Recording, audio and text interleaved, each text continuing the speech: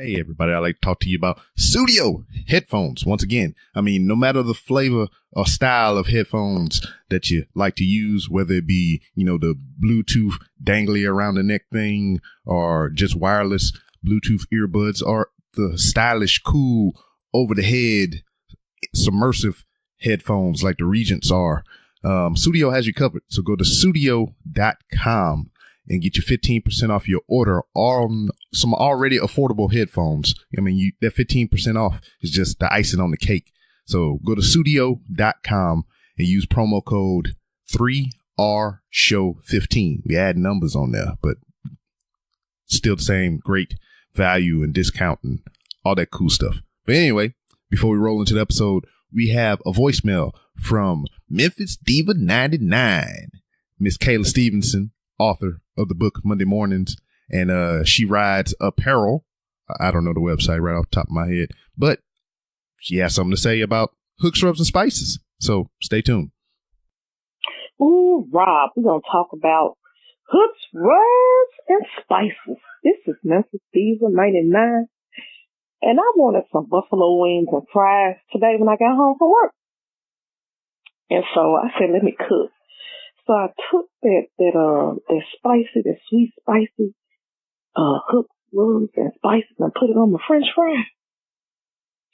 And Lord, I thought I was at Five Guys restaurant because they got some fire fries. Oh my God, they're delicious. And I thought I was at Five Guys restaurant, but I was actually in my kitchen. So it was really good. Oh my God, it was delicious. It's just great. I don't know what this fascination that I now have for food. It just makes life so much better. Well, that's all I want to tell you about hooks, rubs, and spices. I think it was that smoky burn, whatever you call it. But at least I got the hooks, rubs, and spices correct. So don't check me. Okay, then. I'm going to get through watching Queens of the South on USA. It's a fire movie. The commercial gone. Okay, then. Random Rob. Random Rob. Wanna talk shit? Just call in. It's Random with Rob. What up, everybody? This your boy B-Rob, and I'm back with another edition of the Random Rambles with Rob podcast. First and foremost, I'd like to thank you, the listener, for coming back each and every week, or however you listen to podcasts.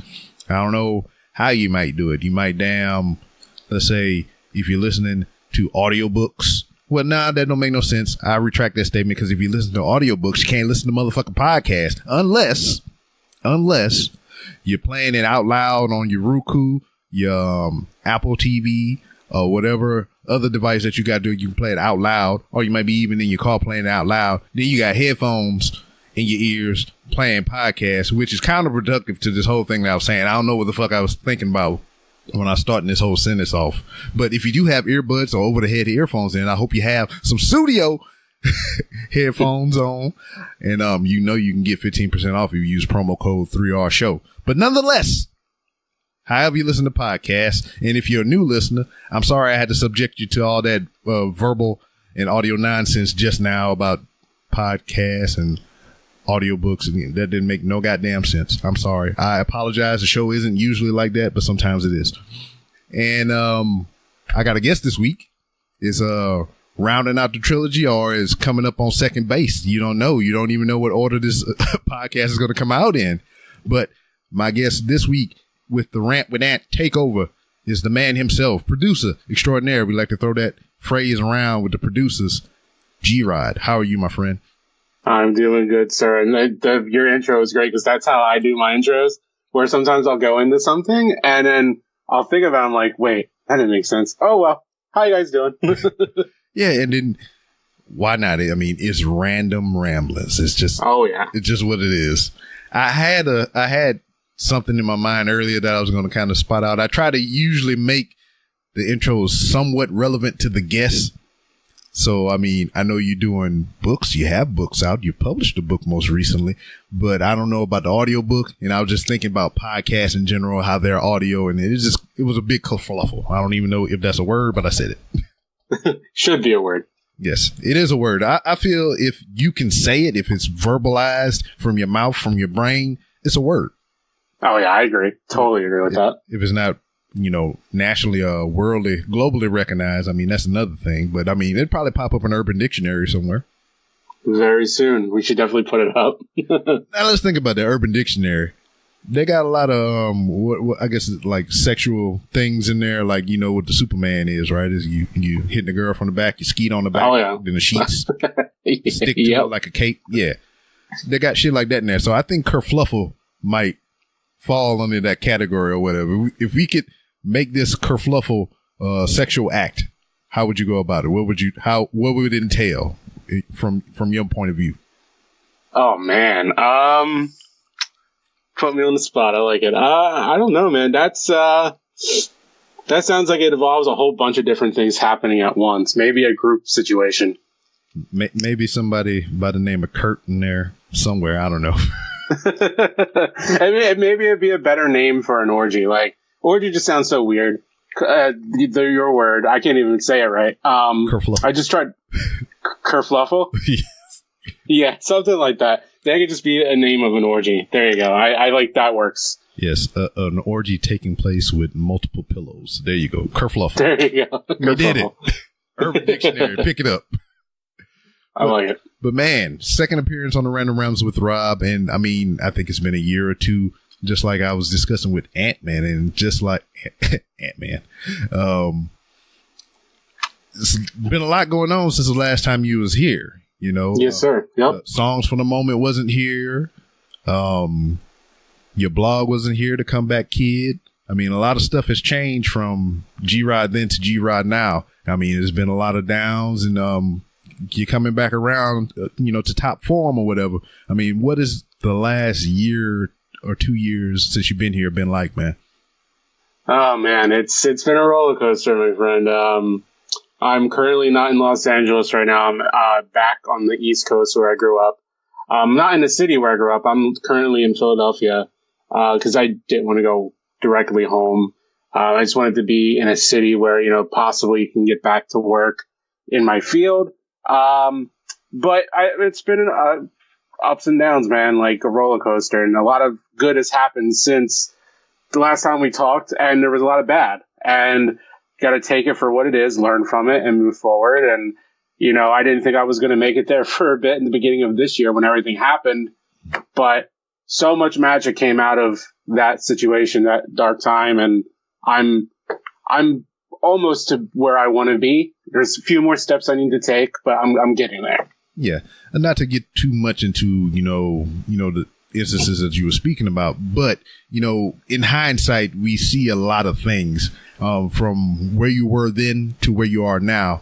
If you could go back and change anything, would you? Because, I mean, for me personally, I know I've been through a lot of shit in my past, and I love where I am right now. So I'm kind of hesitant to say that I would go back and change anything because it might knock me off of where I am now. Oh, no, yeah, I totally agree with that. If you would ask me this question about 5 years ago, I'd totally be like, yeah, I would do everything over again. I made a lot of unhealthy decisions the last year or two of just like kind of letting myself go, overeating because I was depressed, and I would just go to food and soda and stuff. But like, it got me here, even though that was terrible. I'm losing weight now. I'm on that DDP yoga stuff, and it's been good. But no, I don't regret anything. I just feel like, it was meant to happen the way it did, as, terrible as it was, how it all ended out. I'm here and I'm still alive. I'm doing a lot of great stuff. And, yeah, it's just, I'm a better person because of it. Now, I mean, we talking about eating healthy and, getting yourself physically fit and whatnot. I just had Michael Jai White on here not too long ago. I think 2 episodes ago now. And, he kind of hit on, what you eat and what you intake. He said he hadn't had, like McDonald's or something like that in over 20 years. And Jeez. It was just to say that, like, he only eats food that looks like food. That was his words. He's like, that stuff like from McDonald's and Burger King, he's like, that's not like real meat and shit, but like, given that he's a man with great discipline and everything, I love to eat, man. And like sometimes we neglect to kind of look into things for their nutritional values. Cause man, I love motherfucking McDonald's goddamn chicken nuggets. Oh yeah. Yeah. Especially, I think the prices went up though, but especially when you can get a 20 piece for $5. Shit. Yeah, that's a tough sell, man. Like, I know that was part of my problem when I was out there. There was a McDonald's down the street, and like the person who I was with for the 4 years, her and I would go to McDonald's when she would get home late. I didn't feel like cooking.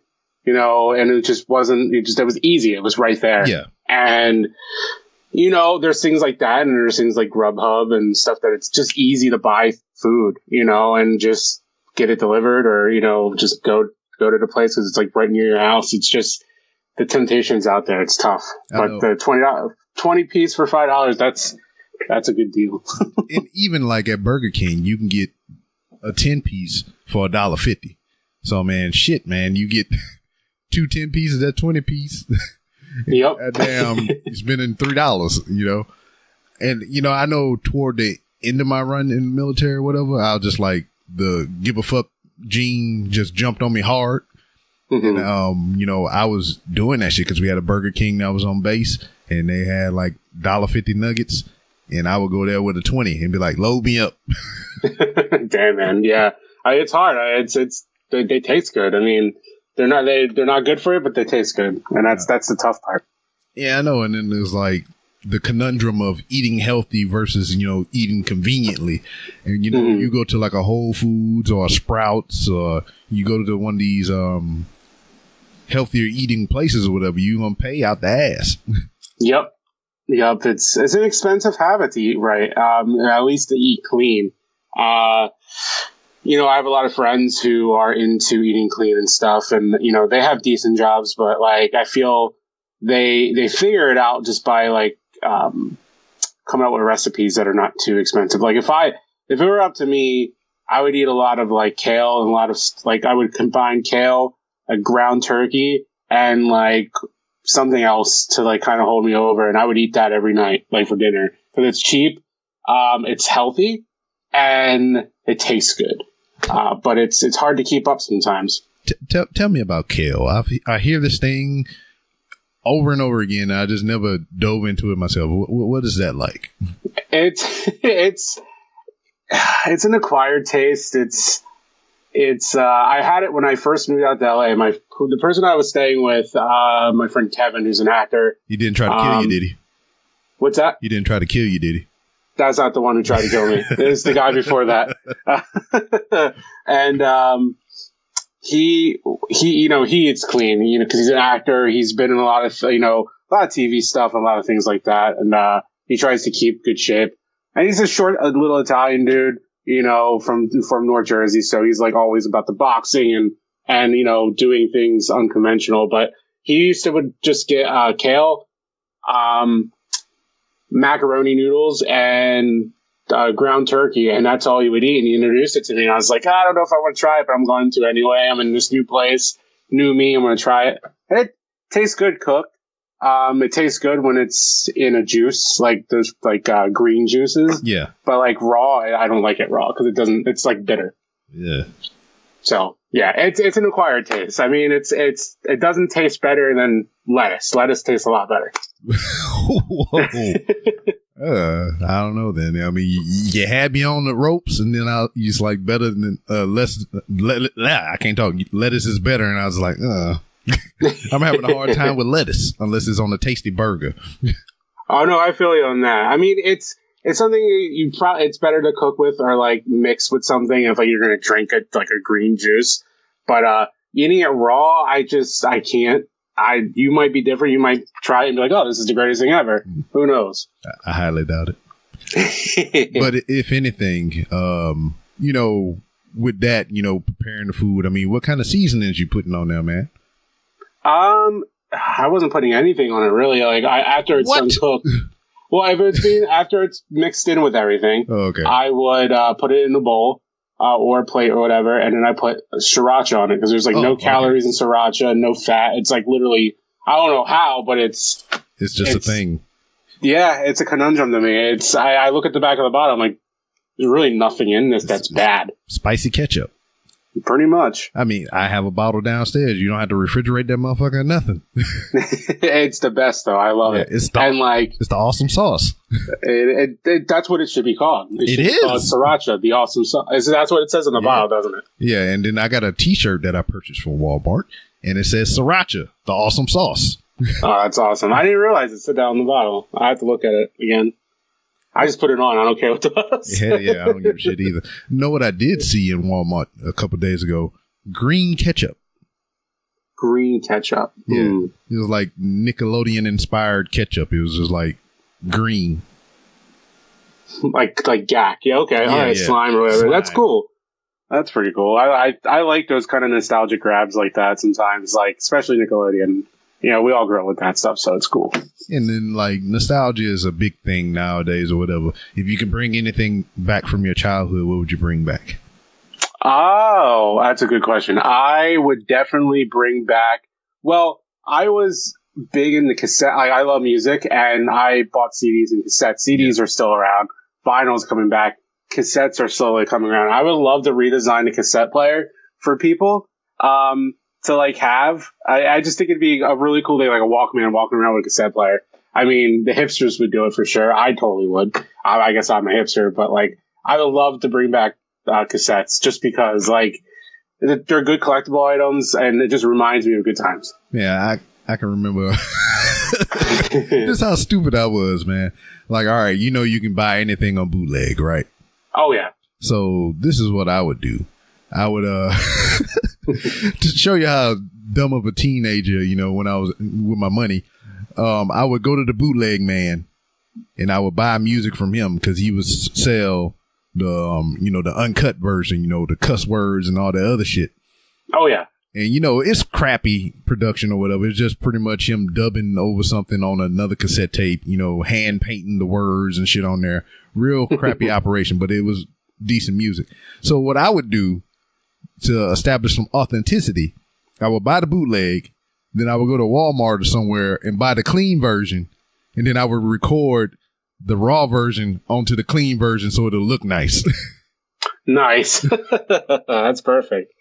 Because with the cassettes, didn't you, all you had to do was like tape over part of the cassette and you could record over it. The commercial ones, they had the tabs in the top. You can either break the tab out so you can record, and then the ones that had the tabs broken, you stuck a piece of paper or a piece of tape over the top so you couldn't record over it.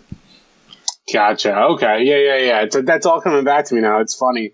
I would usually I would buy Maxwell blank cassette tapes all the time, and I would speak into the microphone, introduce a song, and talk about it, and it sounded stupid, but like that's what I would do all the time. And then I would like play it back for friends, and people were like, "Oh, this is cool.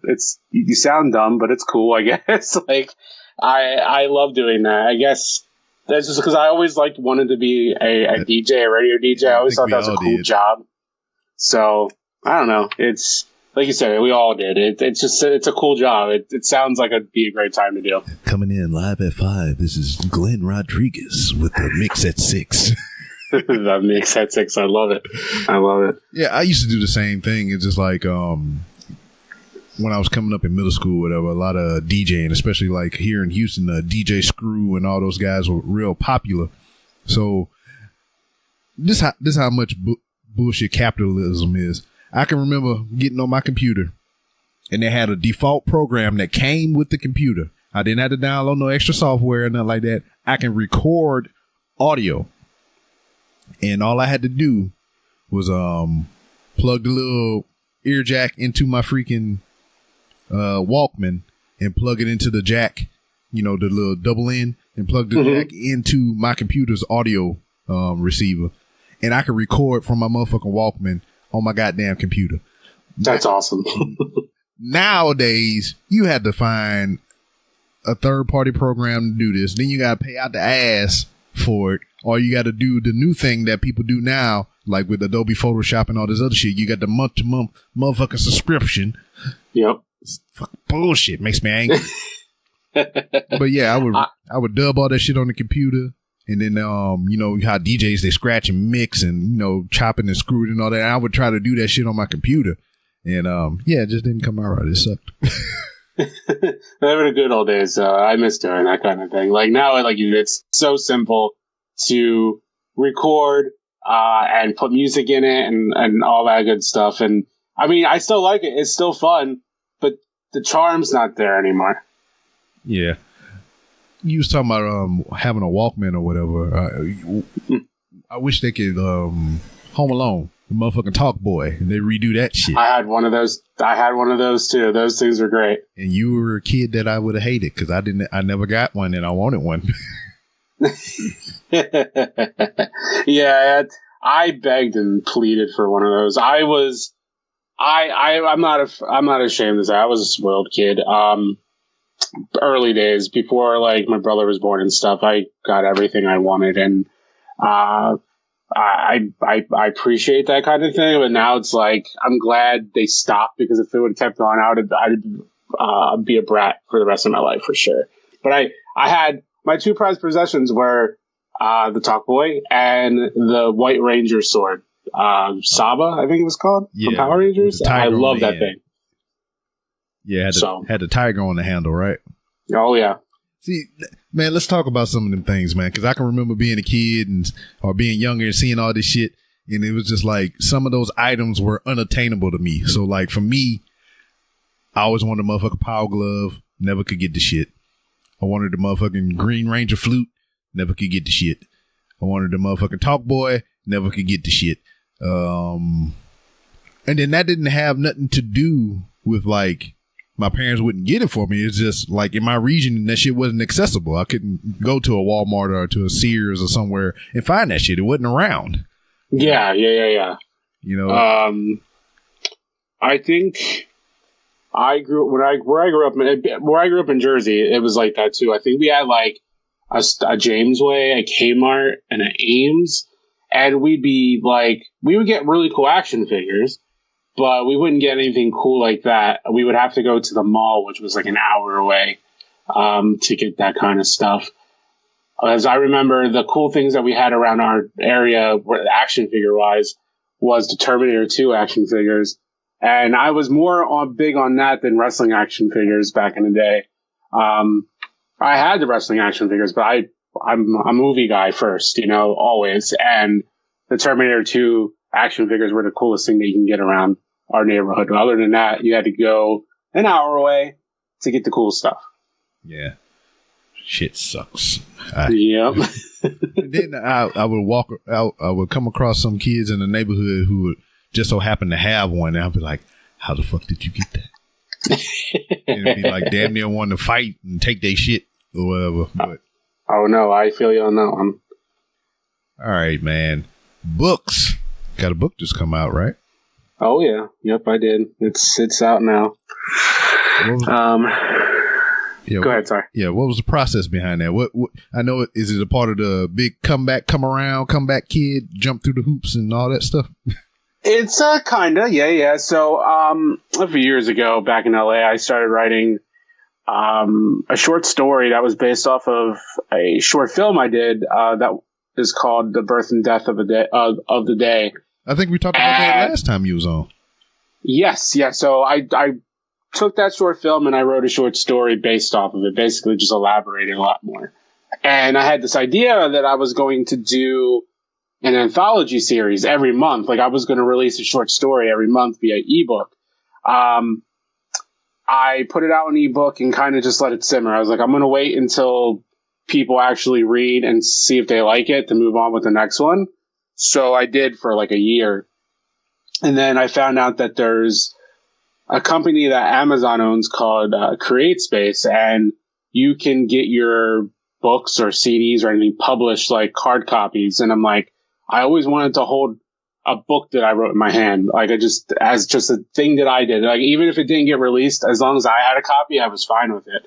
So I did it with Enjoy the Silence, which was that short story. And, a few people bought it and people have it. It's cool. And it makes me proud. And I was like, well, eventually I'm going to write another story. And it took me a while, through the hard times and everything. And once I got back here, I wrote one. It took me a few months and to kind of like flesh it out and stuff. But, that's what Midnight City ended up being. And it's also from another screenplay that I wrote that I never got a chance to film. It's just a lot of moving parts to it that I couldn't afford to do at the time.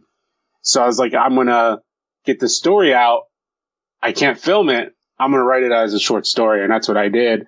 And that's Midnight City. And I put it out 2 Sundays ago. It's part of the City of Angels anthology, which is just all the stories take place in Los Angeles. And this is only volume 1. I have like 3 more stories for this volume. And then the second volume is going to go out. It's going to flip everything over on its head. It's going to be great. And I'm really proud of Midnight City. It's doing really well. I've already outsold the first one, which is great. And I think that's due to like just, the following of Rant with Ant and all the other stuff that I do. It's cool. A lot more people. I'm cool with a lot more people. So they're going to hopefully buy it. And they are. And it's really great. How important do you think networking is when you have projects such as yours with the anthology that you're working on and just your other ventures? It's a big deal. Like, when people say it's who you know, it's the truth. And a lot of it deals with that. Like, you have to have, obviously, if you're in a world of being a creative, you have to have some talent to make it. But it's also who you know, because they will help you to a certain point to be able to get the word out of what you're doing. So if you have the talent and you know that you have the connections and the network, you can make things happen. And it's the most important thing. And I'm so grateful for being in the position that I am to be able to do something like this and put it out and people actually care, and that's because of all the connections I've made over the last few years. And it's one of the most important things for sure.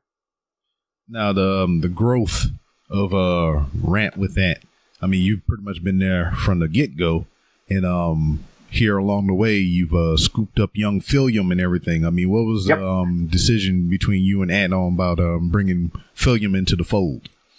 So it's funny because I always thought, Rant with Ant was going to be just Ant.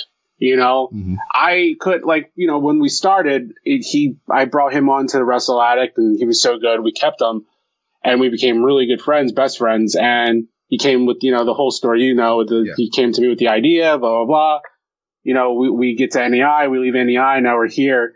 Phil just came on as a guest the one time and the chemistry was just so well. And Ant's like, you got to keep him. I'm like, yeah, that's a no brainer. Yeah, and he brings a different dynamic to the show that I don't bring, and that Ant doesn't bring. It's a fresher outlook. He's pretty solid when it comes to certain parts of the program, where I come in and bring my knowledge of New Japan because that's what I follow the most. Yeah. So each aspect of pro wrestling sports entertainment is covered, and we're all good friends, and that's how the show is. We're just friends, and we don't pretend to know everything and have I don't know, we're just 3 friends that love wrestling, and we talk about it and put it out for people to listen to. Yeah. I mean, he definitely brings a spark to the show, because I can remember from when I first started listening, it kind of just was Ant, running through segments and everything. You just be there in the background, chiming in when called upon and whatnot. And then that grew into, a 2-man show, where you were actually more involved than you were previously. And then now Philium is into the fold, and it's just like, chaos. It's definitely chaos. It gets goofy, but, for me personally, and, I don't really talk about this to a lot of people, but pro wrestling for me, I've grown a little bit, not out of it, I'm not going to say that, but it's become tiring a lot to kind of watch everything, and I pick and choose what I want to watch at the times I want to watch them. I'm always prepared for a show when we record. but I might have watched Raw and SmackDown that day, so my take's going to be a little bit more fresh than, but like it's grown tiring, and sometimes I'm just like, I don't want to watch wrestling at all. I don't really like talking about it other than with Ant and Phil. And that's not because I don't like anyone else. It's just, I choose because it's just really exhausting and it takes a lot out of my life. But like when I get on the mic with them, that attitude goes out the window, and I'm happy to, do the show and talk with my friends about wrestling. It's keeps us together. It keeps us talking. And I love that. It's the connection that I have with those guys. It's bigger than wrestling too. So it's just, it just keeps everything fresh and yeah. Yeah. I mean, I totally understand. Whenever I was doing pipe bomb with Josh and Matt, it was kind of the same way. I would get that, that wrestling fatigue and whatnot. But like, as soon as the microphone come on or whatever, it's just like, I'm there to party. I'm there to get it done, and, oh yeah.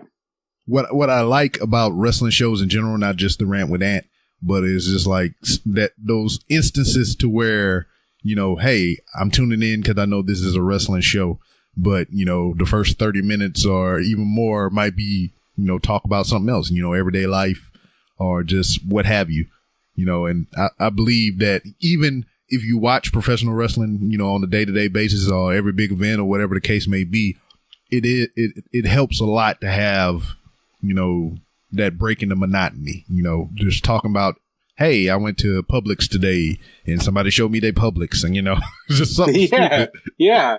No, that's exactly right, man. It's, we're more than just wrestling, and I love it when we break into other conversations. It's, I mean, if it wasn't for those two, I wouldn't be doing a wrestling show. I love doing it because it's them, I wouldn't just do a wrestling show with anyone. And that's no diss on anyone. It's just, that's how I am. And it's always fun when we break into different conversations and then get goofy because it just shows the other side of us. We're more than just pro wrestling. There are a lot more, and I'm totally honest when I say this, they're a lot more passionate about wrestling than I am. And I think people get that when they listen to it, but it doesn't mean that I don't bring value to the show because I do pay attention to the things I really like. And if I don't like something, I'm going to, vocalize it. And a good thing about our group too, and just a lot of people that are in our circle, we truly like cater to the fans and to the people who listen, and we don't try to tell people what to think or like, oh, you like this person, you suck, because you don't like this person. Like, that's just not how being a wrestling fan should be or being a podcast. And that's what I think out of everything I value the most, because I couldn't be a part of something that tries to dictate what people should like. I don't like to influence people like that. I just like to give people ideas to make their own decision on. Okay. All right. Another question on the topic of professional wrestling. We all know Ant's fondness of Nikki Bella. We also know Philium's fondness of Carmella. I don't clearly know who is your heart there. Who is your female fondie there, G-Rod? In pro wrestling. Oh man, this is, I don't really talk about it on the show or on Twitter as much, but I can give you two. I really, really, really like Viper, who was in the Mae Young Classic as Piper Niven. I really like her. I think she's beautiful, and she's really talented. And I don't go crazy like the boys do, but like I find her very attractive, but I find her very talented as well. I really like Scarlett Bordeaux, and I'm not really into like like hardcore blondes like that, but there's something about her more than just her looks that just drives me nuts. And it's one of those things. I'll give you one more. I find Nia Jax to be one of the most beautiful women in the WWE, and she just her smile and her eyes just drive me nuts, man. It's one of those things. Yeah, I like her a lot too. All right, she's good. Now, if you had a Dark Knight situation, you're hiring on your number one out of the three that you just had. You break the pool stick and you leave one piece of it down. Who you think gonna win in the triple threat? I would say Viper, man. Right, I would go with her for sure. Yeah, be on the same page. I feel the same way. Yeah, she's my number one for sure. There you go. So now we know. Ant, Nikki Bella, Philium, Carmella, G-Rod, Piper Niven. A Viper. Yep. Exactly. Piper Viper. Piper Viper. There you go. Or Viper. Speaking of female professional wrestlers, what do you think about this Evolution pay-per-view that's coming up? What are your expectations for this thing? Oh man, I'm so excited for it, man. It's been a long time coming. I think it's going to be one of the bigger events this year that a lot of people will talk about for years to come. It won't be just a throwaway show. It'll feel big. It'll feel like I'm hoping that it feels like a Big Four pay-per-view. Like that's how big this is. That it's something special. It's the first one. You know, they're bringing back stars. They're going to bring stars from NXT up. It's a big deal. And I try to go into everything that I watch or listen to or whatever or do personally with, you know, not low expectations, but expectations where I'm not going to be disappointed in the end if it doesn't work out or it's not as good. I'm just like, oh, it was all right. You know, I try to find the beauty in everything, even if it's really bad. But I have high hopes for this, that it'll be successful and people will come out of it talking about it all the time. Yeah. Now, with this being WWE's first all-female pay-per-view or whatever, you know, given the things that we had within the past 2 years, what is there left to have for women's first other than, you know, the obvious, the females main event in WrestleMania? Man, that's yeah. I mean, I feel like that'd be the only one really big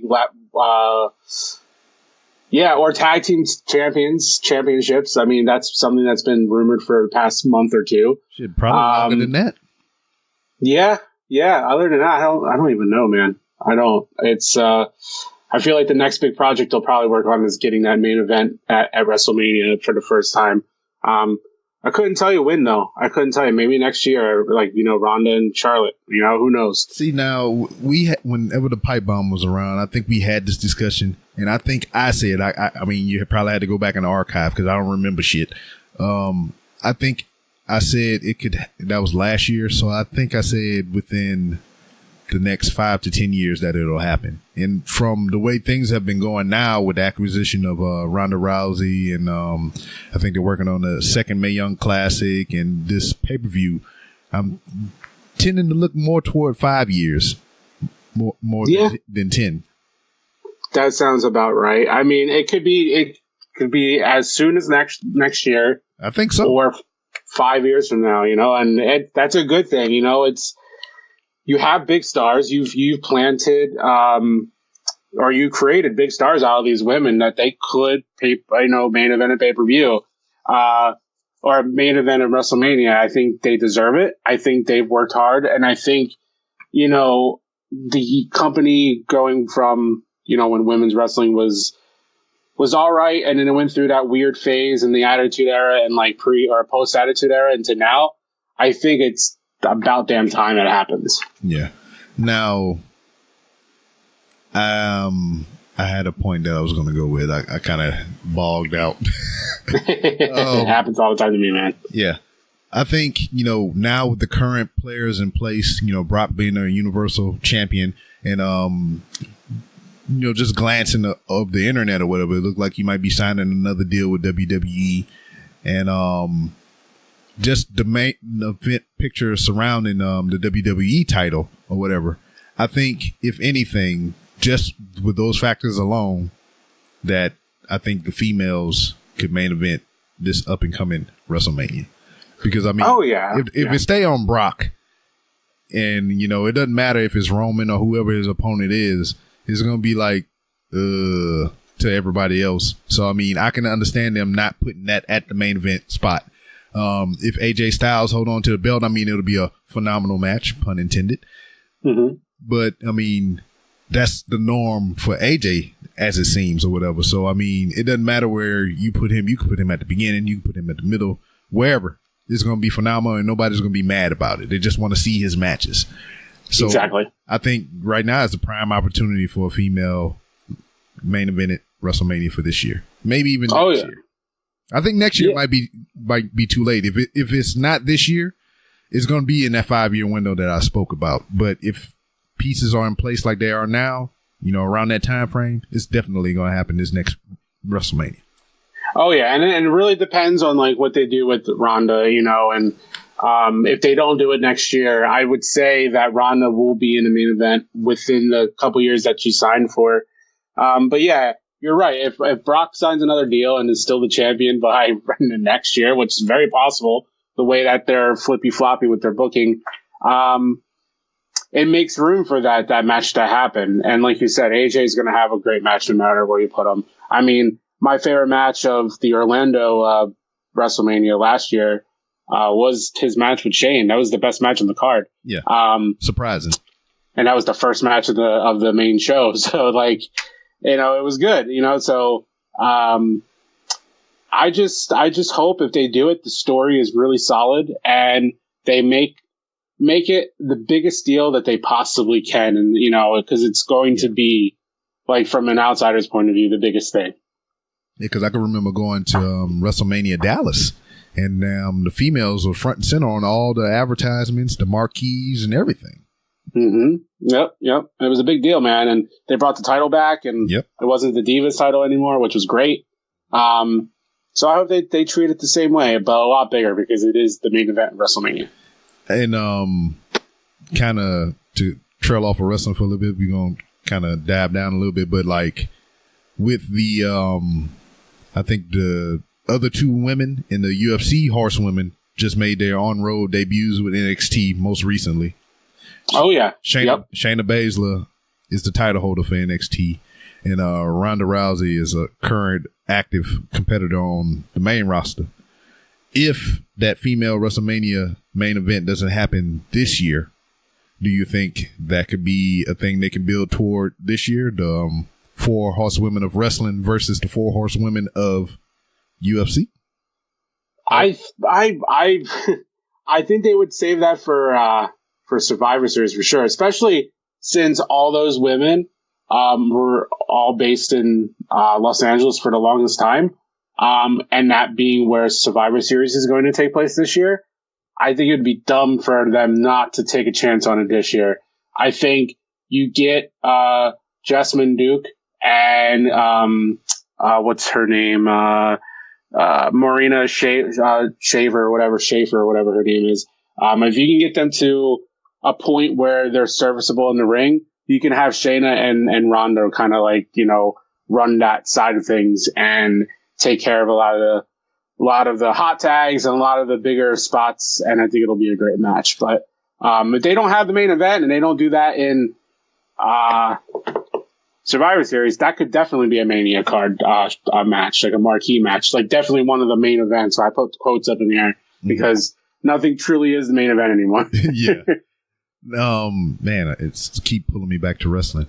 What do you think about about the 4 horsewomen of UFC that's now in WWE?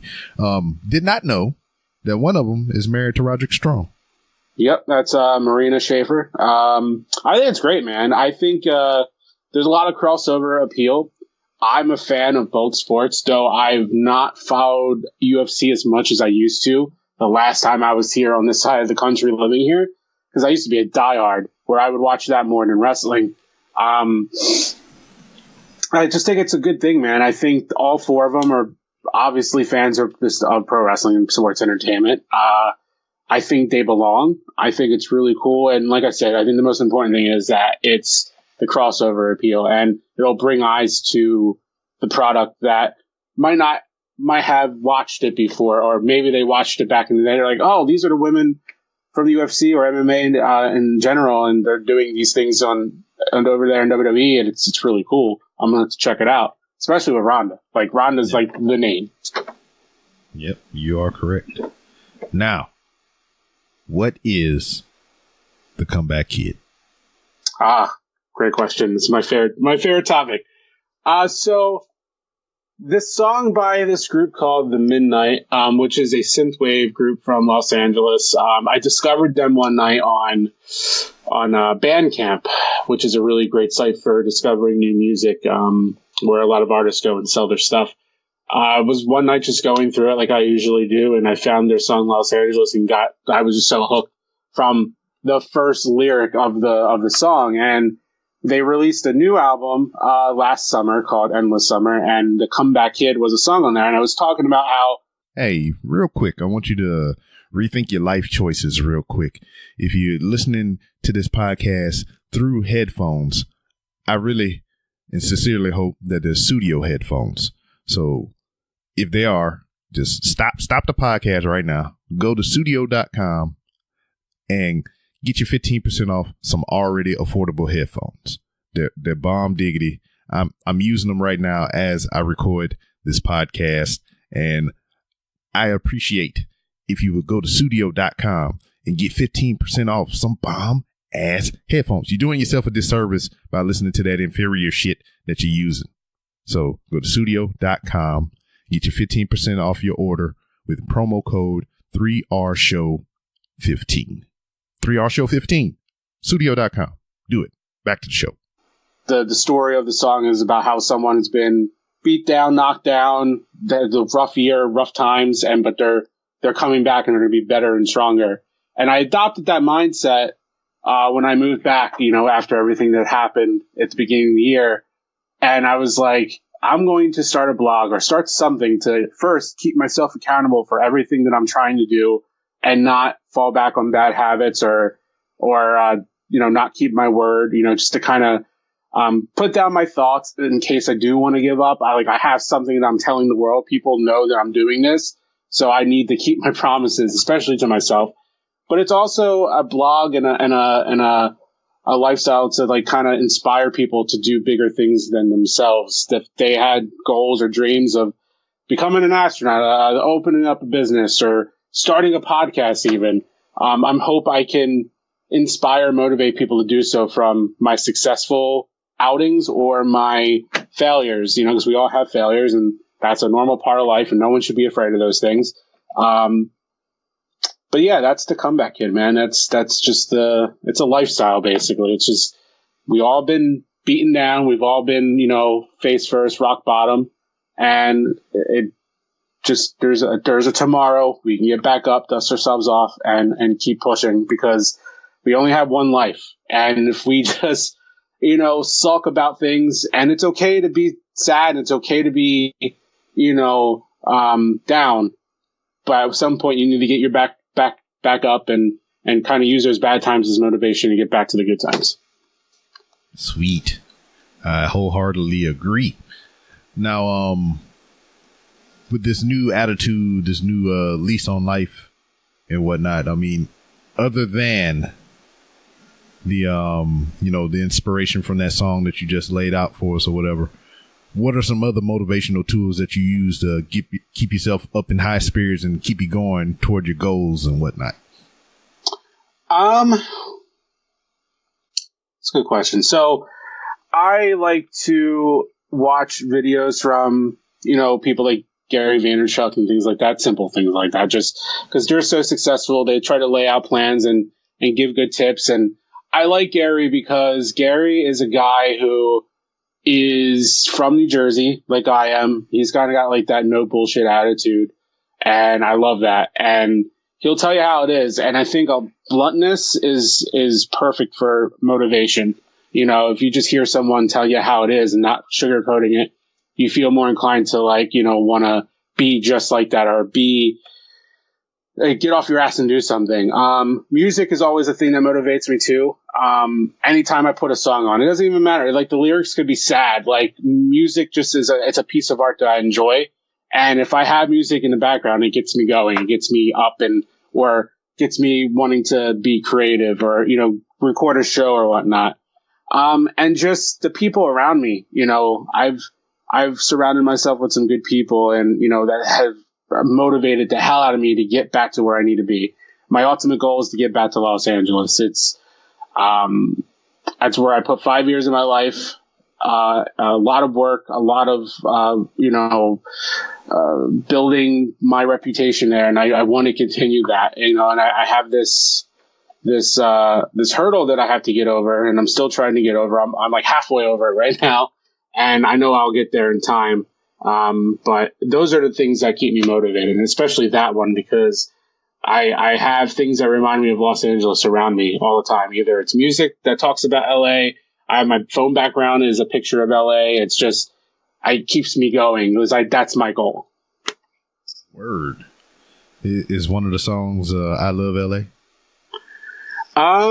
No, but I should definitely have that. I love LA. I don't know, man. It's like I said, not to be like a sad fool right now, but it's been a rough year, and like I keep those things around just because I love that city. And when I had to leave, it was heartbreaking, man. And it was out of nowhere, and I was already coming back here and for Royal Rumble. I was going to be here for Royal Rumble to hang out with Rant with Ant and all those guys, and it just kind of went the other way. And yeah. I wasn't prepared for it, man. I paid rent and did all this stuff and didn't really have much money to bring back with me. It was just like I was starting over again. And my biggest fear was to come home and feel like I was going to be a failure. But like I got myself up and said, hey, man, you failed. It happened, and things happen. You just need to get back up and keep going because you've done it before. You can do it again. Exactly. Man, what is, if anything, if you can land, a big budget project and everything, what would it be geared toward? Would it be toward your editing expertise, your filmmaking, or, something within the book genre? It would definitely be filmmaking. I love writing books. Writing's the thing that keeps me going, and it keeps me sane. And I love podcasting. I love all that. But that's the stuff I love doing to kind of keep me pushing towards my big goal, and that's making movies. I want to direct, I want to edit, and I want to write a feature film and get it produced and get it released. I don't know whether I can aim high for theatrical or DVD release or on streaming. I just want to be able to do what I was born to do, and that was tell stories visually. And that's my big goal. I mean, besides that, yeah, landing a video editing job with something that I can sink my teeth into and be creative, and not just having to like edit the same kind of videos over and over each day, because I've done that, and I know you have to pay your dues, and I feel like I have, and I won't stop until I get what I want. It's just I'm 31 now, and I know I'm still young, but like I feel like time's running out, and I really need to keep pushing. Now with these different platforms that they're introducing, like Instagram has brought up IGTV, and then I think there's another Instagram-like service like Vero or some shit like that. Something like that, yeah. Yeah, and just all these different platforms that are enticing people to make video content. I mean, what do you think about that? I think that's great. If anyone who's listening to my voice right now and Rob's voice, like, there's ways of creating content now. We have phones that film, at like 4K now, which is nuts. You don't even need to record with that. I feel like if you want to make something, there's platforms for free to upload your stuff to get it out there. And if you really want it, just do it. Don't let anyone tell you not to do it, because it's easy now. And yeah, some people might be afraid of like the oversaturated market. And yes, everything's oversaturated, but people, if you bring worth and you bring value to people's lives, people will stick with you and keep watching or keep listening to what you got to say. Oh, words of wisdom. I like it. Now, what do you think of Philium's journey into video there on Instagram? I love him, man. I'm so proud of him. I know he's been wanting to do a nerd culture, pop culture, centric show for a while. And, he's done a few different things here and there, and it didn't work out or whatnot. But I feel like he's found his groove, especially with the growth of how he's progressed with Rant with Ant and who got next and all those things. It's great, and I watched the last couple episodes, and it's funny because he was watching Infinity War when I was watching Infinity War for the second time, and he did an episode on it, and I was like, cool, because I just watched it again for the first time since I saw it in the theaters, and it's just his knowledge and his fandom. It's contagious, and I love it. And not to mention spitting bars there in his theme song. I love it. Yeah, I was like, I said it to Ant too or whatever. I was like, this motherfucker got a theme song. Yeah, he's got a theme song. It's so great. Got flow and everything. Yeah, look at that. Now, being with Ant from the beginning or whatever, I mean, how much has he changed from the first time you brought him on the Wrestle Addict and from what he is then to what he is now? He's so much like he's always been a confident dude. Like I remember when I first started talking to him, like he came on and I remember the first words he said when I said, "Hey, I have Anthony DiStefano on the show with me. How you doing, man?" He's like, "I'm doing good, man. Just here, bullshit about some wrestling."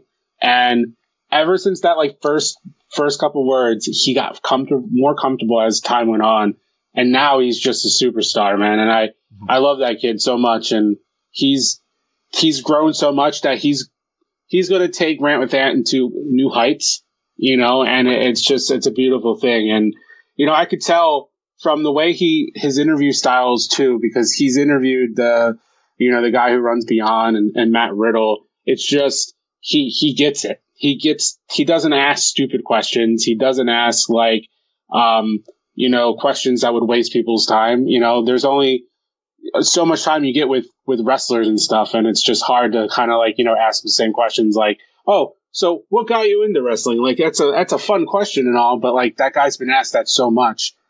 Try to find different ways to connect with the person you're talking to, and he does that, and he's good at that. And I'm just so happy that he's as successful as he is, and I'm along with for the ride with him. Yeah, I mean that's also a thing if you're a podcaster, especially. This person to be on many other shows and interviews and magazines and all kinds of stuff, and it's just what you said. It's just the same shit over and over. Oh, where are you from? And all this other stuff. And me and Ant talked about this as well. It's just like, I don't want to be that guy that be like, I'm pull up the motherfucker Wikipedia page and I'm just reading it. I'm like, oh, so it says here you're a 3-time champion here, here, and here. I was like, anybody can do that shit. I'm trying to figure out what's your favorite breakfast cereal and all this other bullshit. Exactly. You got to be creative. Like it's why like when you see these like celebrities go on talk shows, late night talk shows or radio interviews, they're usually vetted before they come on. Yeah. They always have someone call you and ask you about a whole bunch of things. So when the show happens and, Conan O'Brien's interviewing Scarlett Johansson, he knows exactly what he's going to ask, and it's not going to be the same BS as she's been asked by other, hosts or DJs or whatnot. So you have to be creative, I mean, you asked a creative question right off the bat, about the sex position for that word. And I'm just like, dude, this is why I like, talking to you, because you're a good brother. But you don't, you're not going to ask me questions that are weird. Yeah. Nah. I can tell you, I kind of felt into that box or whatever when I had Michael Jai White on, because, like, seriously, I mean, one of my favorite action stars, ever. And I'm talking to this motherfucker. I mean, not to call him like a motherfucker in a disrespectful way, but that's just how I talk. I'm sorry. But I was just like, so what got you into martial arts? I mean, I asked that blanket question, that he probably got asked thousands of times or whatever. But what I didn't do, prior to him coming on to the show, I heard him on 2 other podcasts. I heard him on That Movie Show with Liam and Mike. Yep. And I heard him on the Wheelbarrow Full of Dicks podcast. Okay. And I heard what they asked him and everything, and I tried to avoid any of those questions at all costs. But at the same time, I have my own curiosities that I want satisfied as well, because I mean, I legitimately wanted to know what got him into martial arts, and I wanted to know in the vein of, was it something that he pursued on his own? That was something that was his curiosity and his passion? Or was it like one of those things like how your parents put you into things or whatever. Oh yeah. Well, no, and that's a question, especially too with you might be introducing Mike as to someone in your audience that doesn't know who he is. Yeah. So a question like that's perfect, but then you can build off that and go into other things. And that's what people stand out from each other. And I'm glad you asked that question, though, because I know a little bit about Michael Jai White just from like some of the roles, but I don't know that background. So when I go to listen to it, I'll be informed, and then like I can be like, okay, now I know more about this guy who I'm a fan of. So I'm glad you got him on there, though, because I know when Liam did that show with him, you were all about it. You were tweeting them all the time. So it's cool that you got him on. Man, I didn't know what to say. I was just like, especially like when he first got on the phone or whatever. It's just like he was asking me if he was him or some shit. It was just weird as fuck. It was just like, Michael Jai White here? I was like, what? I mean, I know it's you. I can see your name on the thing. No, I mean, let's see, who did I talk to once? We had, back in the Wrestle Addict days when we did the charity stream, we had Jeff Jarrett on for our pediatric cancer charity stream. And it was nerve-wracking because we didn't know when he was going to call in. He gave us like a big time. Like we were trying to like book all the things that we wanted to do. And he gave us a time, and he's busy. He's getting ready for, going to Dallas for WrestleMania weekend, because we did it the night before the NXT show. So we did it a Thursday night or Thursday morning into Friday morning. And we knew he was busy. We knew he was probably getting on a plane or probably already there. And when he called in, we didn't know if it was him or not, because he didn't give us his number to be prepared for when he called in. So when he called in, I was like, hey, so who is this and where are you from? And he's like, Jeff Jarrett from Tennessee. I'm like, oh, God. I sound like a total jerk. And then we had the person who set up the interview, Cade, who had a podcast back in the day, too. He did the interview, and then we each asked questions, and it was just really cool. I asked him, at first I told him, thank you for bringing Wrestle Kingdom 9 to the United States, because that was his deal. And that's what got me into Nakamura and just being a fan of New Japan in general. Same. And, I told him, like, how, with the success of that, do you think you'd be able to bring it back? And he gave us a great answer, and he was just really good. It was really cool to talk to him, but it was nerve-wracking, especially I made a fool of myself. Like, hey, who is this? And, where are you from? And it was Jeff Jarrett, and I like stuttering all over the place. Yeah, man. It's just, I don't know what it is. It's just like, if I was to walk up on Jeff Jarrett in a Walmart, I believe I can carry on a kosher conversation with the dude or just whatever. I wouldn't have no nerves about it whatsoever. But damn, I don't know. It's just certain people that do that to you, because like, oh yeah, I've talked to hundreds of people on this show. I mean, just about every episode I've done of this show has had a guest, and yeah. I think the only two times that I was rattled was obviously with Michael Jai White, and then I think a little bit with Marty DeMuff from Lucha Underground. Gotcha. Yeah. And it was just it's crazy, man. I don't know what it is, but once the conversation gets going and everything, you kind of feel that person out. It works out. It definitely does. It's just when you're interviewing people, especially like celebrities or wrestlers or anybody like that is known, because you're talking to someone that you like or enjoy, you know of, and you're like, oh, I got it. It's got to be perfect. And then it happens, and you kind of like have to, because you're not used to interviewing people like that all the time. I know I'm not. Yeah, me neither. And it's just, once they come on, you're like, oh, what am I going to do? How am I going to say this? So you have this thing in your head. Like I just met with Ant, the Good Brothers, and I went in there with something I wanted to say, and I just went up to Gallows and went up to Carl, and I'm just like, hey guys, how you doing? And like just kind of just said, hey, big fans. I can't wait to see you guys tonight. And they're like, cool, man. And I wanted to go in there with too sweet and ask him about talking shop. Ant did all that, so he took care of that, and I got to hear it, and so it was cool. But it's nerve wracking, man. Yeah, I mean, especially like for me, man, it was just like, I think either me and Ant or me and Phil talked about it. I think it was me and Ant. But damn, I went to WrestleCon for the very first time or whatever. I'd never been to an event like that before. I'd never been to a con or convention, period. And just to be in that room with all those, people that I seen on TV, and then, Kiera Hogan, who used to be that was a guest of this show that I talked to on the phone and all that stuff. To see her there in person, I was like, what shit. It's crazy. Like, I know that's how it's going to be when we go to All In, and how it's going to be. We're going to be in the same room as a lot of people that we enjoy or are really big fans of, and especially because we get to interview someone from the card twice. Like, one person, we get two different people, I think. One prior to the event, or which I probably won't be able to be a part of because I'm going to be away. Yeah. But when we're there, we're going to be interviewing someone, and then that interviewer from that YouTube channel called Ambi, Alicia Tout. Now she's on Impact and stuff. Yeah. Like, she's beautiful. I'm going to probably freak out if I run across her. I'll probably fall down or something. So who knows? Yeah. I mean, how smart was that of them to do that? What, the StarCast thing? Yes. Or?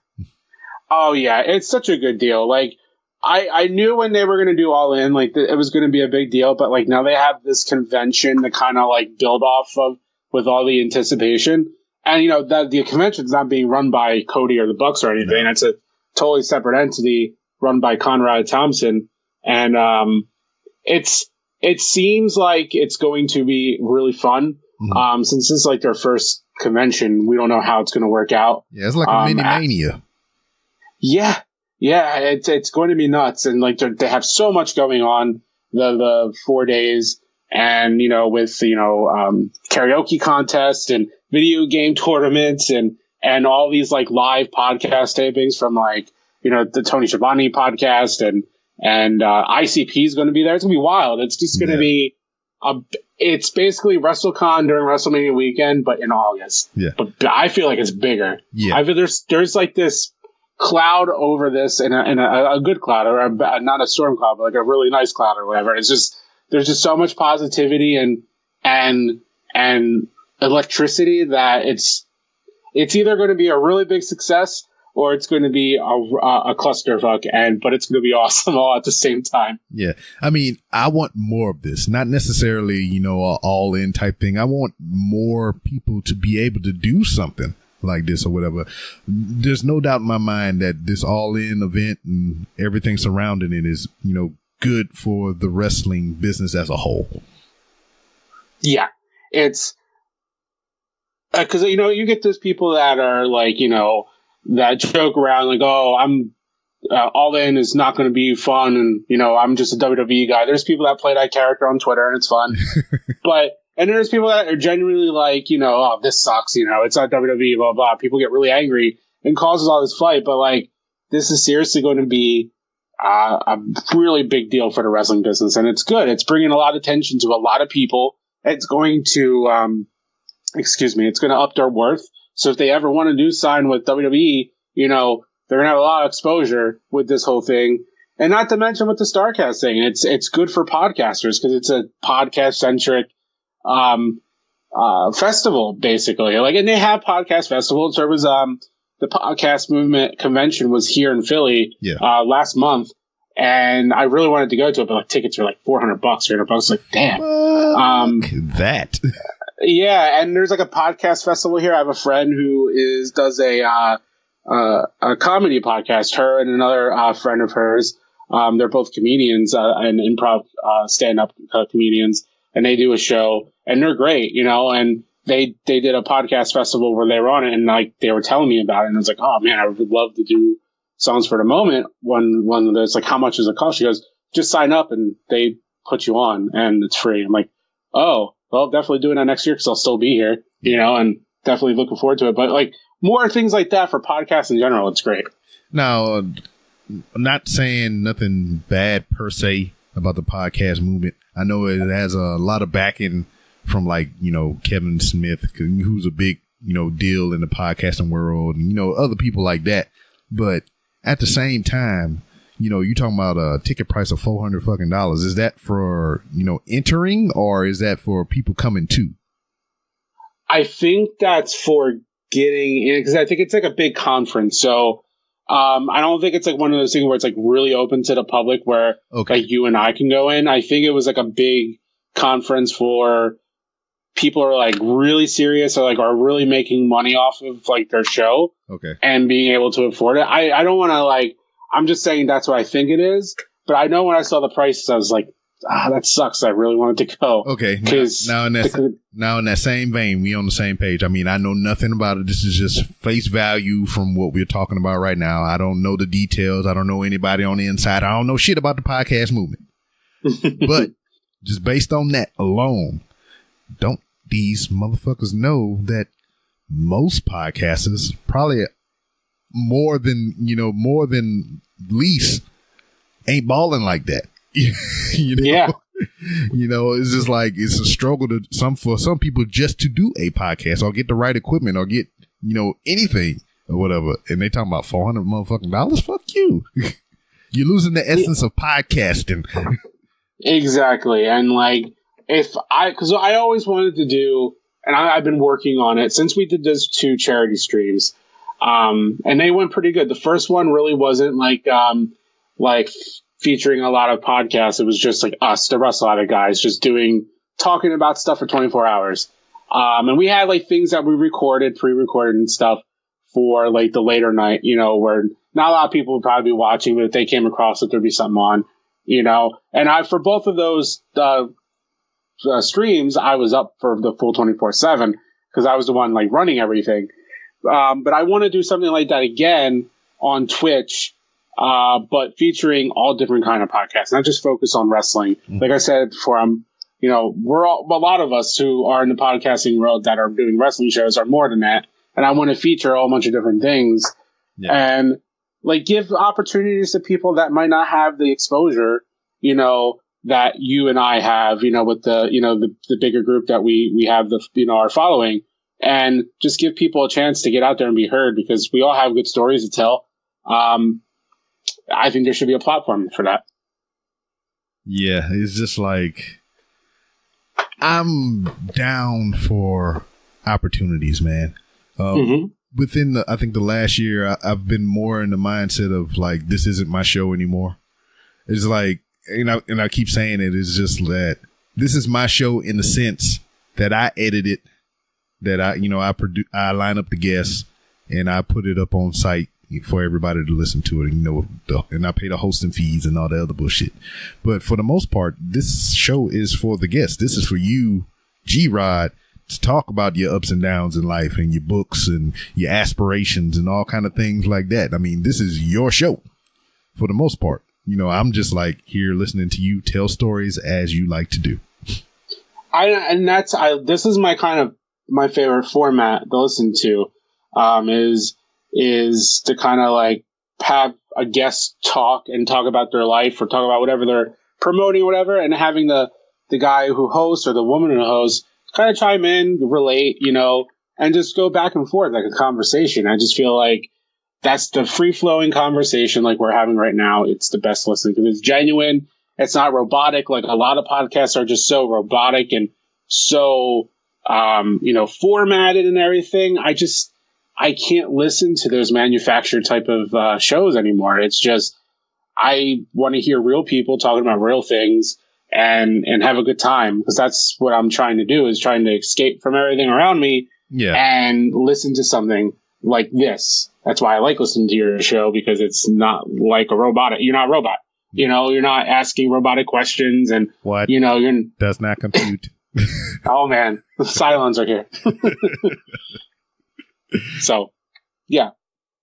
I mean, there's a place for that stuff, because like there's a show that I listened to for over the couple months now. It's called the Albie and Radimus Prime show, and these two guys, former radio hosts, and they good friends, and they get together and they talk about news articles or whatever. I mean, that's formatted, but the way they go about it is just like fucking hilarious or whatever. It's just like they put their personal spin on all these things, and it's just, I don't know, man. If you got time, about 45 minutes to an hour, check them out.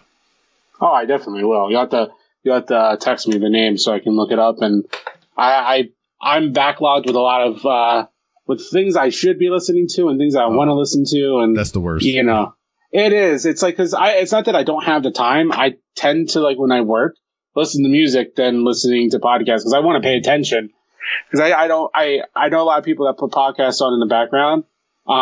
I tend to put, and this is for sure serious. This is what I do every night.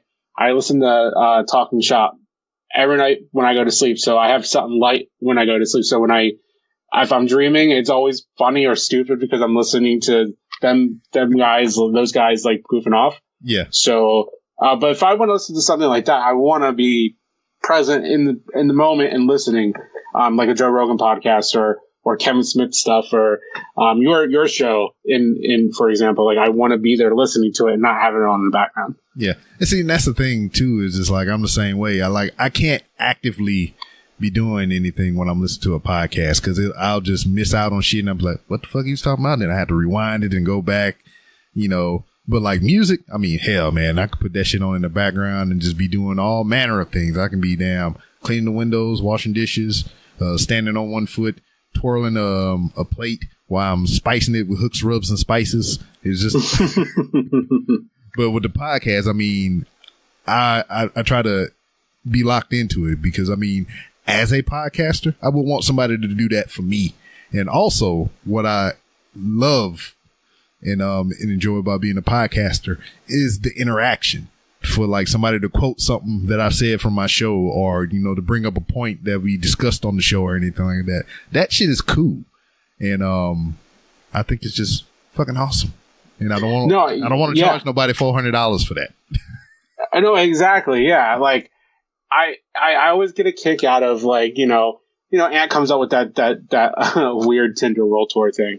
And then people tweeting out. And I'm like, dude, this is so funny. Cause it just based off of jokes. I told him one night that I was on Tinder looking through, trying to get back into the dating game again. And, he's just like, oh, the G-Rod Tinder World Tour. And then I created that photo on Photoshop and sent it to him. And now we're thinking about releasing it as a shirt.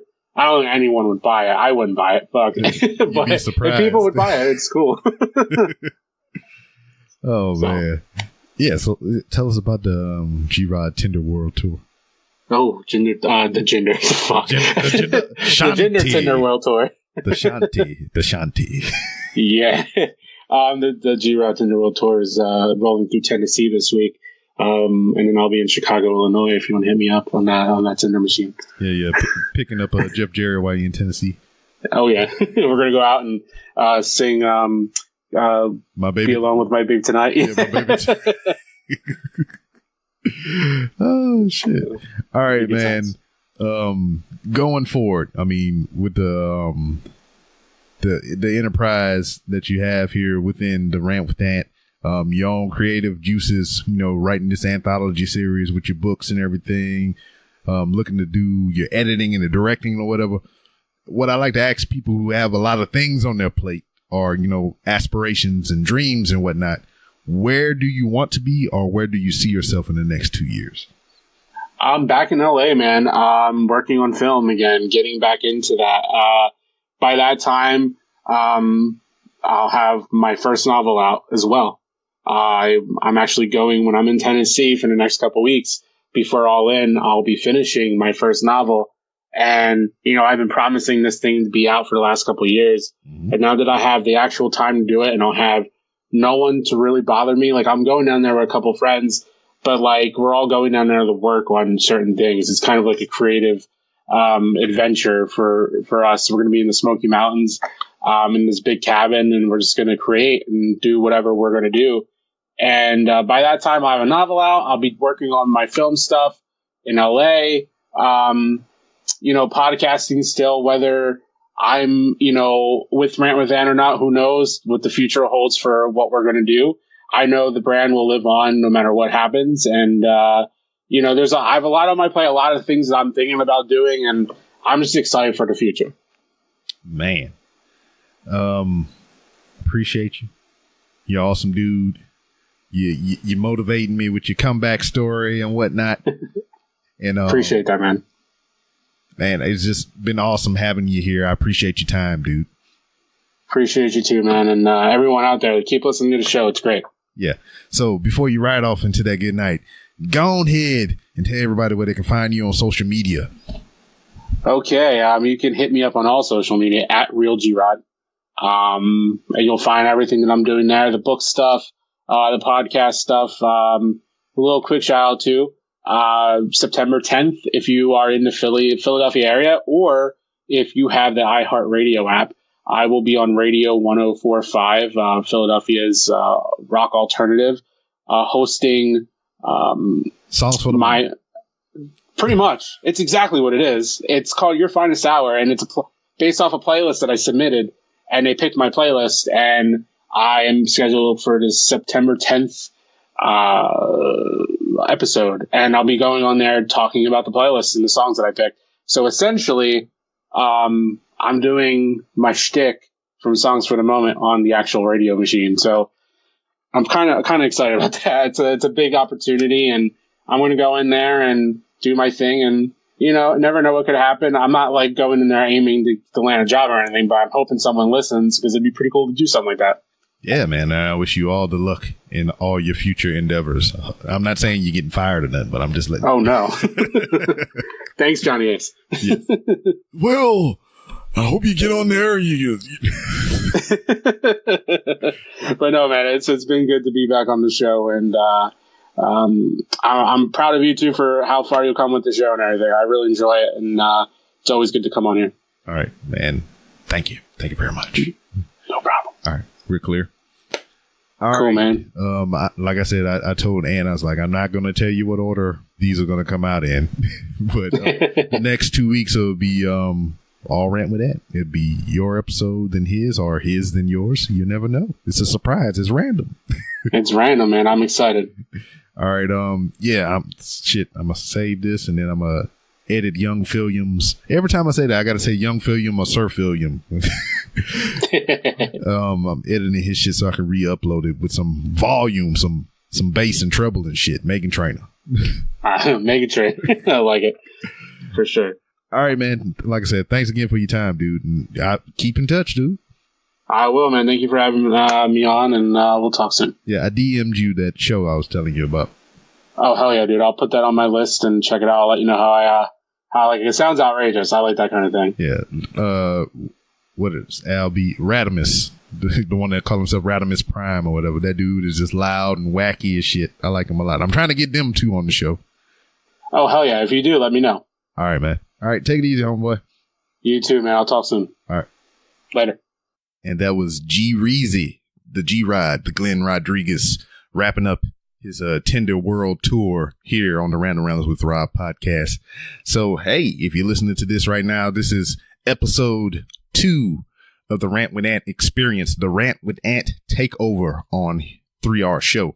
So, you got to hear a whole bunch of changes in the life of G-Rod. We didn't get too in-depth, too specific, upon, his request. He didn't really, request it. I just kind of brought some things up, and, I just kind of felt where he was going with the conversation didn't require us taking a deep dive into some personal shit or whatever. But, despite, his personal trials and tribulations that he was going through, he was able to bounce back, find a new lease on life and, refocus his drive, his ambitions, his energy into something positive, or something that he's been doing for the longest, and just kind of revisiting it. I'm trying to talk all professional and shit like that. That don't usually work out for me so well. But hey, I hope you enjoyed it. G-Rod's a good brother. And go ahead and check out his book. Go and look up his profile. Real G-Rod on just about all social media outlets and whatnot. And it's here in the show description in case I said it wrong. And I ain't going to try to spell it. So, I'm going to copy paste from Twitter and all these other places, and I'm going to put it here in the show description. So look the man up, buy his book. Maybe if you're nice, he can autograph you a copy and send it to you. Whatever. Y'all can talk about that offline. Not here though. But yeah, so the final chapter in the Rant with Ant takeover here on the Random Rounds with Rob podcast will be the patriarch himself, Anthony DeStefano. So next week, or whenever you listen to podcasts, however you listen to them, the final episode in the trilogy will be Ant, and he'll be talking about, you know, his decisions as of late, you know, coming from, you know, the Russell Attic to the Rant with Ant on the NAI network, to rebuilding the Russell Attic radio, and kind of a brand shift within the Rant with Ant. You know, it's becoming his own thing, becoming his own entity, becoming his own movement. And it's an amazing thing. You know, the reason I kind of want to do this whole 3-part series with the Rant with Ant crew is because, you know, G-Rod and freaking Ant have been here before, and that was kind of like the beginning of their journey, you know, and I kind of feel like in some ways I was a small, minute part of that journey. You know, I mean, I didn't influence any of their changes and ways of what they, you know, I'm doing now with their brand and everything. But, you know, it's just cool to see something grow from what it was to what it is now. And I just wanted them to, you know, kind of tell their story, you know, how they revamping themselves and their brand, and how everything is going to shape and mold, you know, in the path in the future forward. So, I mean, it's cool. It's awesome. It's great. So, I mean, you get to hear more about that next week or the next episode or whenever you listen to the shit with Ant, the man himself. So, yeah, hope you enjoyed the episode. Let's go ahead and wrap this thing up. You can follow me on Twitter at It's B-Rob. That's ITSBROB. If you want to talk professional wrestling and any other general shenanigans, that's the place you do it. You can follow the show on Twitter at 3R Show. That's 3RSHOW. And if you're hip and trendy, you should already be following at 3R Show 2. That's TOO. You can follow me on Instagram. Just look up the Random Ramblers with Rob, and you can see me walk the hollowed halls of Walmart, which Mrs. B. Rob at this current time that I'm recording is doing right now. She got up early this morning as I record this because I'm piecing this thing together, and she's at the Walmart. You know, I don't tell her to do any videos or whatever because Miss B. Rob is focused and driven. She want to go in there, get her shit, and get out. It's not like that all the time, but she'll get in there, get her shit, and then be like, oh, let me look at this thing. And then she walk around over here and walk around over there. And then she come back with a cartload of shit that she didn't even intend on getting. I mean, it's Walmart. What can I say? And you can go to randomrobcast.com to where you can find different ways to support the show. You can use Amazon links. You know, you click on that joint, buy shit from Amazon. You don't pay extra. I get a kickback. You got a merchandise store on there that I'm going to update because now I'm selling my merchandise through wehavemerch.com. wehavemerch.com. So, I mean, go to wehavemerch.com. I said it enough, so you should get wehavemerch.com. And you can see some of the merchandise, some new, some old, some different items and everything. I'm working on some new stuff. So if you got some suggestions for items that you like my logos and things smeared all over, just hit me up in the DM or anything and we can work something out. I talked to the dude personally who owns wehavemerch.com, and he's a cool dude. You know, he's flexible in how he does stuff, and I'm thrilled to be working with him. So, I mean, on the website, randomrobcast.com, my merch store is, you know, the old stuff. I mean, you can still get stuff there if you want to, but I urge you to go to wehavemerch.com and get the new stuff.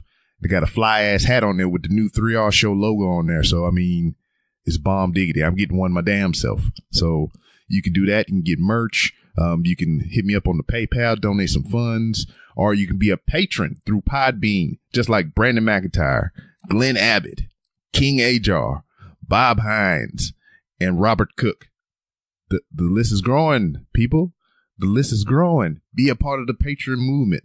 But at the same time, fuck all that monetary shit. You don't have to give me a dime of your money. The most important thing that you could do for the show is, if you're hearing this, you're doing it right now. You're listening. So in addition to that, all the free ways that you can support the show is by listening, writing reviews, preferably 5 stars. But if you write anything less than 5 stars, I need some feedback, some constructive criticism. give me the opportunity to ignore your replies.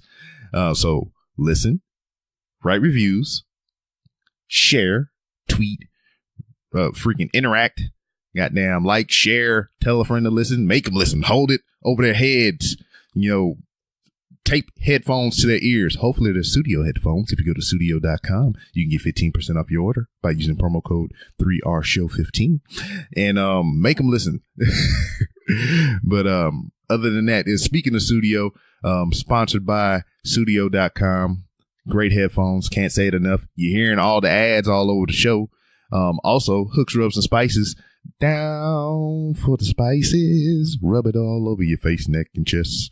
So go to hooksrubsandspices.etsy.com and you can get 10% off your order, $6 or more, if you use promo code 3RShow. So Studio, Hooks, Rubs, and Spices. You can put your headphones on, Studio brand, and be jamming out to your favorite tunes while you're spicing meats and vegetables and whatever have you that you want to put the spices on and enjoying a great meal. So do that thing. But anyway, stay tuned. We have the conclusion of the Rant with Ant takeover, and I'll see you next time.